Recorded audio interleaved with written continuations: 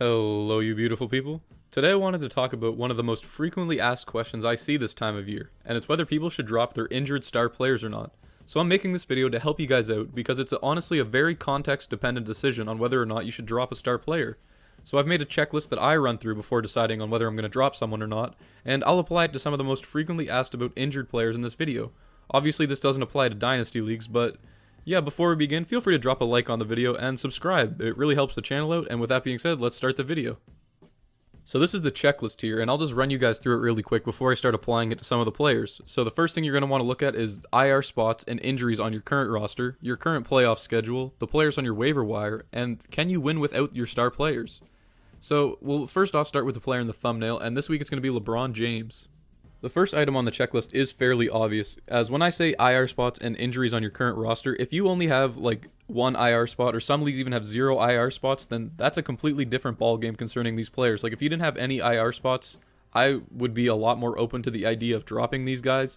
Whereas if you had 3 IR spots, which is pretty common in some leagues this year just because of the Rona and everything, I'd be more comfortable keeping some of these players on our teams. But in terms of LeBron James, if you have no IR spots, that'd be a red flag for me right away that you might want to get rid of him because he's not projected to be back until May 2nd, which might be towards the last week of playoffs for a lot of you.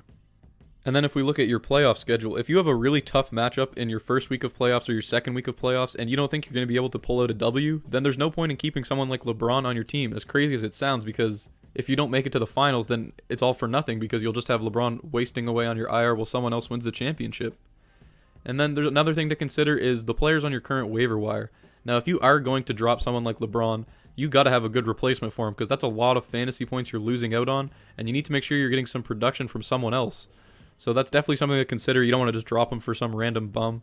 I'd definitely recommend picking up Lou Dort right now. If you guys are new to the channel, Lou Dort's my second favorite player in the league, and he's on fire right now, so definitely pick up Lou Dort as an aside. And then the last thing is, can you win without him? So let's assume you got through all other 3 steps in this checklist, and you're pretty confident that you're going to be making it to the finals. Can your team win games without LeBron James to carry you? That's the main thing that's going to come down to, because in the finals, your team needs to be on top of its performances. You're going to need a lot of really good games out of all of your players. And if you don't think you can pull out a win without LeBron because there's a close second team in your league, then you might need to hold on to him. And this is like a very rare exception. Like if you've made it through all these steps, you have a multiple IR spots, your playoff schedule is not too bad, there's not really anyone good on your waiver wire, then that's the only reason I'd go ahead and hold on to LeBron at this point. Because if your team can't win without him in that final week, then that's something that you're going to need LeBron to do because there's not a lot of players in the league that can make up for that kind of production. So yeah, it might be a bit of a controversial statement to drop the GOAT James, but at this point in the season, I don't think you have really any options. You're really in a difficult situation if he's on your team and you don't have a lot of IR spots. So yeah, I hope this helps you guys out with terms of LeBron, but now we'll go ahead and look at some of the other injured players in the league. I should have clarified, I'm going under the assumption that your playoffs are week 17, 18, and 19, as that's what it is in most default leagues, but if your playoffs are something else, then it's definitely a completely different situation, because one factor I also should have mentioned is you have to consider like how long the player is actually injured for, even though that's kind of obvious. But anyways, the next player on our list is going to be Shai Gilgeous-Alexander, and the most recent report on him is that he's going to be out for at least 2 more weeks, and that was on April 16th. So at the earliest, Shai is going to be back by May 1st, which is finals week for a lot of people. So if we run through the checklist again, I would only keep Shai if you have more than 1 IR spot, because at this point in the season, I'm assuming you have other injuries on your roster because it seems like 90% of the league is hurt every damn night. And then if we look at the playoff schedule, again, the same similar concept applies with LeBron. Don't want to repeat myself, but if it's an easy matchup first week, easy matchup second week, then maybe keep Shai if you've passed the IR checklist. And then next up, waiver wire. Again, you're going to have to pick up someone, have someone in mind. Just going to keep pointing it out. Lou Dort, his OKC teammate. Pick him up quick. And then, yeah, and then can you win without Shai? I mean, I assume a lot of you have been winning without Shai anyways because he's been out for so damn long. So Shai is in a similar situation to LeBron in terms of when he's going to be back, but I'd be more confident dropping Shai because his return's very cryptic, and I wouldn't go off of one message he posted on Instagram suggesting that he's going to be back soon, because at this rate, I wouldn't be surprised if OKC just rests him for the rest of the season. So yeah, that's going to do it for Shai, and we'll move on to the next player. Next up is someone that's been frequently asked about, and shout out my boy Sanj in the Discord, sorry if I butchered that, but if you're Sanj, I'd go ahead and drop him, but Victor Oladipo is a very unique case because it looks like he's going to be out indefinitely. There's no timetable for his return as of yet, And the injuries to the same place in his leg that he just injured last season, so I would expect the Heat to be overly cautious with this, especially with returning him to their lineup. So yeah, I would consider Oladipo a much safer drop than LeBron or Shea, especially if you, like we said, if we go through the checklist, if you don't have a lot of IR spots, if your playoff series is tough, if your waiver wire, if you have someone good on your waiver wire, and you think you can win without Oladipo, who hasn't really been producing at a very good rate this season anyways, I would definitely be a lot more open to the idea of dropping Oladipo because he's going to take a long time to get back. He's going to be on a minutes restriction, and he hasn't really been playing that great this season. So yeah, definitely just wanted to throw him in there because he is someone that a lot of people have been asking about, and I would safely consider Oladipo a droppable player in most leagues, regardless of if you have, literally unless you have 3 IR spots and your whole team is somehow magically healthy. That would be the only circumstance I would keep Oladipo.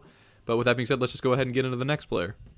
And now we're on to the first player in the video that's kind of a more unique situation, and it's Donovan Mitchell. So Donovan Mitchell's set to be reevaluated in 1 week after that ankle injury he just suffered, and he's one of the players that I would be more hesitant in dropping. I'm more on the side of keeping Donovan Mitchell in most circumstances, even if you only have 1 IR spot. The fact that he's only going to be out for potentially 1 week as he's being reevaluated, that's definitely a good sign. So as long as you don't have like a really tough first round matchup, that would probably be the only instance in where I'd drop Donovan Mitchell. But yeah, outside of that, if you have an easy first round matchup, I'd go ahead and hold on to Mitchell for now. And if it's announced that he's going to be missing additional time, you can always drop him in your second week of playoffs. So yeah, that's it. You don't really need to go through the checklist on Mitchell because, like I said, even if you only have 1 IR spot, if you had no IR spots, I would still err on the side of keeping him. But like I said, with Mitchell, it's completely dependent on whether or not your first round matchup is an easy one or not for you. And yeah, with that being said, we're going to go ahead and get into the last player of the video. If you made it this far into the video, then I'm going to go ahead and assume you're pretty serious about fantasy basketball, and if that's the case, then subscribe to the channel so you get notifications for all the future videos, and join the Discord through the link in the description. It's a really good place if you have any waiver wire pickup suggestions, trade opportunities, any questions about fantasy basketball, or you just want to talk about anything NBA related. And with that being said, the last player of our video is going to be Zach LaVine. So LaVine is the only player in this video that's not dealing with like a physical injury. He's actually out with the Rona, and it couldn't come at a worse time for him and the Bulls. I mean, they were really trying to make a playoff push here at the last part of the season, and he's set to be out for at least 10 to 14 days in the health and safety protocols, and that puts him at being able to return for approximately finals week. So I would only keep Zach LaVine if you're one of the better teams in your league and you can really afford to keep him there. Again, if we go through the checklist one last time, sorry for repeating myself so often, but it's just really important that you know these steps so that you can apply them to players on your own roster. But yeah, if we look at your IR spots and current injuries on your roster, I'm going to assume, as always, that there's some injuries there. If you have 1 IR spot, then I'd be comfortable keeping Zach LaVine there because he is such a talented player. And if you're pretty confident you're going to be making the finals, if we look at your playoff schedule, then I definitely recommend keeping Zach LaVine. But again, if you need to do what you need to do, if you have a first round matchup that's a tough one, I know some guys in the Discord have really tough first round matchups for some reason, and then that would be an instance where I'd be okay with dropping LaVine. But for the most part, you're going to need someone really good on your waiver wire to replace LaVine's production, especially if you want to have a chance of making it to the finals, and especially if you want to win the finals. And that's the thing, the last one is like, can you win without them? In terms of Zach LaVine, it's going to be really hard to replace that kind of production, and I just really would recommend holding on to him. I know he's out for as long as LeBron and Shea, but the fact that it's not like a physical injury and there's like a concrete timetable for when he's going to be back makes me a lot more hesitant about dropping him, especially because the Bulls are in a position where they're trying to push for a playoff spot, whereas like the Lakers are comfortably in the playoffs and OKC's in full tank mode. But yeah, that's going to do it for the video. I hope it helped you guys out. Hope you guys enjoyed. Just tried to help you guys out because I know it's a difficult decision if you should drop some of the best players on your team or not. So these are just some factors to consider. Let me know if you agree or disagree in the comments below, and as always, I hope you all have a great rest of your day.